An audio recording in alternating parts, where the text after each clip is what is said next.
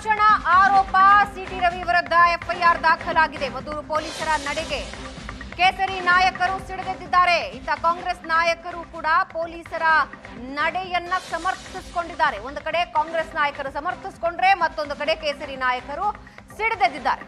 City Ravi ಭಾಷೆ ನಡತೆ ಎಲ್ಲ ಜಗಜ್ಜಾಹೀರು ಅಂತ ಡಿಕೆಶಿ ಹೇಳಿದ್ದಾರೆ. ನಮಗೂ ಕಾಲ ಬರುತ್ತೆ ಆಗ ನೋಡಿ ಅಂತ ಆರ್ ಅಶೋಕ್ ಹೇಳಿದ್ದಾರೆ. ಕಾನೂನು ಪ್ರಕಾರವೇ ಕೇಸ್ ಹಾಕಿದ್ದಾರೆ ಅಂತ ಪರಮೇಶ್ವರ್ ಪ್ರತಿಕ್ರಿಯೆ ಕೊಟ್ಟಿದ್ದಾರೆ. ಇಂಥ ಕೇಸ್ಗಳಿಗೆ ಹೆದರಲ್ಲ ಬೆದರಲ್ಲ ಅಂತ ಯತ್ನಾಳ್ ಹೇಳಿದ್ದಾರೆ.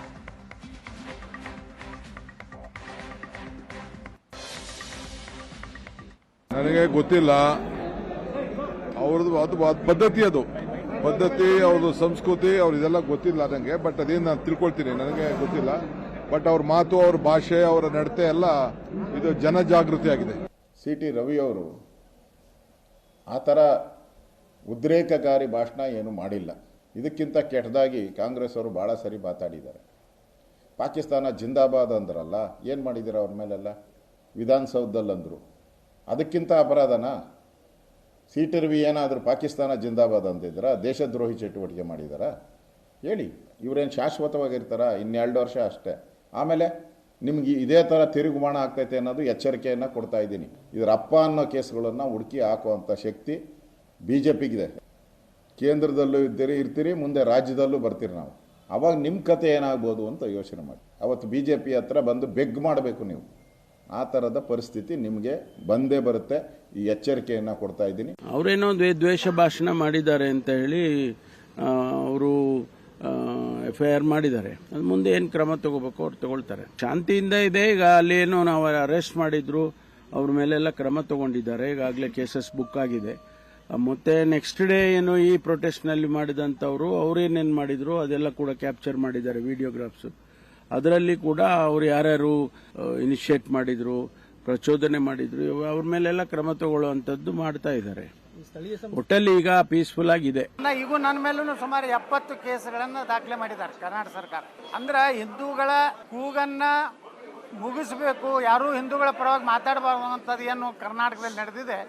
ಇದಕ್ಕೆ ನಾವು ಯಾರೂ ಅಂಜುವುದಿಲ್ಲ, ಬಗ್ಗುವುದಿಲ್ಲ. ನಾವು ಗಟ್ಟಿಯಾಗಿ ಹಿಂದೂಗಳ ಪರವಾಗಿ ನಿಲ್ತೀವಿ ಅನ್ನೋಂಥ ಸಂದೇಶವನ್ನು ನಾವು ಕೊಡಲಿಕ್ಕೇ ಮತ್ತು ಹೋಗ್ತಾ ಇದ್ದೀವಿ. ದುಷ್ಕರ್ಮಿಗಳು, ಮುಸ್ಲಿಂ ಗುಂಡಾಗಳು ಮಹಾಗಣಪತಿಯ ಮೇಲೆ ಕಲ್ಲು ತೂರಾಟ ಮಾಡುವುದು, ಕೆಲವೊಂದು ಕಡೆ ಸಣ್ಣ ಮಕ್ಕಳಿಂದ ಉಗುಳಿಸುವಂಥ ಕಾರ್ಯಕ್ರಮ, ಅದಕ್ಕೆ ಕರ್ನಾಟಕ ಸರ್ಕಾರ ಯಾವುದೇ ಕ್ರಮ ತಗೊಂಡಿಲ್ಲ. ಸಿಟಿ ರವಿ ಅವರು ಸಚಿವರಾಗಿದ್ದಂಥವರು ಈಗ MLC ಆಗಿದ್ದಾರೆ. ಅಂಥವ್ರ ಬಾಯಿಂದ ಈ ರೀತಿಯ ಪದಗಳ ಬಳಕೆ ಸರಿನಾ? ಆ ರೀತಿ ಪ್ರಚೋದನಾಕಾರಿ ಭಾಷಣ ಮಾಡಿದ್ರಿಂದ ಸಹಜವಾಗಿ ಪೊಲೀಸರು FIR ಮಾಡಿರ್ತಾರೆ. ಅಶೋಕ್ ಅವ್ರದ್ದು ಒಂದು ಸ್ಟೇಟ್ಮೆಂಟ್ ನೋಡಿದೆ. ಮುಖ್ಯಮಂತ್ರಿ ಸಿದ್ದರಾಮಯ್ಯನವರು ಪಾಕಿಸ್ತಾನಕ್ಕೆ ಹೋಗ್ಲಿ ಅಂತ ಹೇಳ್ತಾರೆ. ವಿಪಕ್ಷದ ನಾಯಕರಾಗಿದ್ದಾರೆ. ಈ ರೀತಿ ಹೇಳಿಕೆ ಆ ವಿರೋಧ ಪಕ್ಷದ ನಾಯಕನ ಸ್ಥಾನಕ್ಕೆ ಗೌರವ ತರುವಂಥದ್ದಲ್ಲ. ಪಾಕಿಸ್ತಾನಕ್ಕೆ ನರೇಂದ್ರ ಮೋದಿ ಅವರು ಇನ್ವಿಟೇಷನ್ ಇಲ್ದೇನೆ ನರೇಂದ್ರ ಮೋದಿ ಅವರು ಪಾಕಿಸ್ತಾನಕ್ಕೆ ಹೋಗಿದ್ರು. ಯಾಕೆ ಹೋದ್ರು? ಆಪರೇಷನ್ ಸಿಂಧೂರು ಇಡೀ ದೇಶ ಕೇಂದ್ರ ಸರ್ಕಾರದ ಜೊತೆಗಿತ್ತು. ಪಾಕಿಸ್ತಾನಕ್ಕೆ ಬುದ್ಧಿ ಕಲಿಸಿ ಅಂತ ಹೇಳಿದರು. ಆದರೆ ಏನಾಯಿತು? ರಾತ್ರೋರಾತ್ರಿ ಯುದ್ಧ ವಿರಾಮ ಘೋಷಿಸ್ಬಿಟ್ರು. ಅಂದ್ರೆ ಕಲ್ಲಿಸಿ ಇವರು ನಿಮ್ಮ ಕಣ್ಣಿಗೆ ಶಾಂತಿ ದೂತ್ರ.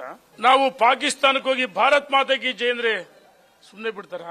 ಇವರಿಗೆ ಭಾರತ್ ಮಾತಾ ಕಿ ಜೈ ಅಂದವ್ರನ್ನ ಮೇಲೆ ಕೇಸ್ಗಳಾಗ್ತಾರೆ, ಮೊಕದ್ದಮೆಗಳಾಗ್ತಾರೆ, ಕೋಮುವಾದಿಗಳಾಗ್ತೀವಿ ನಾವು.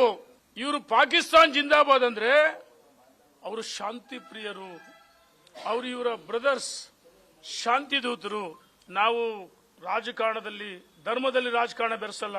ಹಿಂದೂಗಳನ್ನ ಟಾರ್ಗೆಟ್ ಮಾಡಿ ಹಿಂದೂ ಹಬ್ಬಗಳಿಗೆ, ಗಣೇಶ ಉತ್ಸವ, ದಸರಾ ಉತ್ಸವಗಳ ಮೇಲೆ ಇದೇ ರೀತಿ ನಿರಂತರವಾಗಿ ಇದೇ ರೀತಿ ದಾಳಿ ಮಾಡಿದ್ರೆ ನಾವು ಹಿಂದೂಗಳು ಒಟ್ಟಾಗಿ ಒಂದಾಗಿ ನಿಮಗೆ ತಕ್ಕ ಪಾಠವನ್ನು ಕಲಿಸ್ತೀವಿ ಅಂತ ಹೇಳಿ ಈ ಸರ್ಕಾರಕ್ಕೆ ನಾನು ಎಚ್ಚರಿಕೆಯನ್ನು ಕೊಡ್ತೀನಿ.